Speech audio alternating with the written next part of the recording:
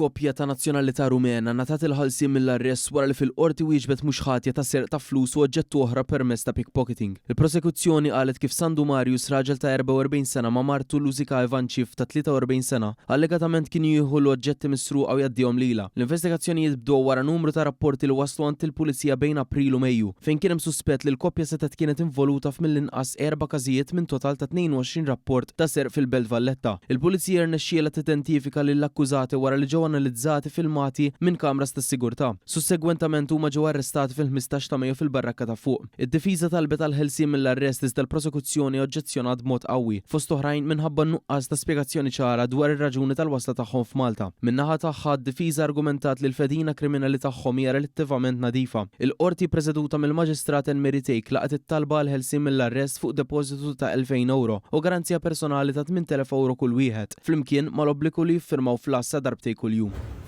Niġerjan ta' 46 sena wieġeb mhux ħati għall-akkużi li saq vettura taħt l-influenza tal-alkoħol u droga fosthom il-kokaina. Quddiem il-Maġistrat Enmeri Tejk il-prosekuzzjoni spjegat li fis-16 ta' Mejju għal ħabta ta' nofsinhar fil-Fgura, il-Pulizija waqfu vettura missjuqa minn Sahab Adewale Bright wara suspett li s-sewwieq seta' kienet isuq taħt l-effett tal-alkoħol. Intqal li jekk kif l-uffiċjali resqu lejn il-vettura, innutaw fl-ixkun birra miftuħ fil-karozza u xammu riħa qawwija ta' alkoħol. Skont il-prosekuzzjoni meta sarulu testijiet relatati mal-alkoħol, irriżulta li l-livell tal-alkoħol fid-dem kien 5 darbit aktar mill-limitu permess bil-liġi. Ġie spjegat ukoll li sar test ieħor relatat ma' sustanzi illegali, fejn ir-riżultat allegatament ħareġ pożittiv għal kokaina. Il-qorti semet ukoll kif fil-pussess tiegħu instabet borza vojta li allegatament kien fiha traċċi ta' trap abjad suspettat kokaina, filwaqt li fil-vettura instabet borza oħra relatata mal-investigazzjoni. Barra minn hekk, uffiċjali tal-immigrazzjoni konfermaw fil-qorti li hu kien qed jgħix Malta legalment wara li l-applikazzjoni tiegħu għal permess ta' residenza kienet ġiet miċħuda. Minkejja dawn l-akkużi l-qorti laqgħet it-talba għal ħelsien mill-arrest taħt diversi kundizzjonijiet, fosthom depożitu ta' 1000 euro u garanzija personali ta' 3000 euro.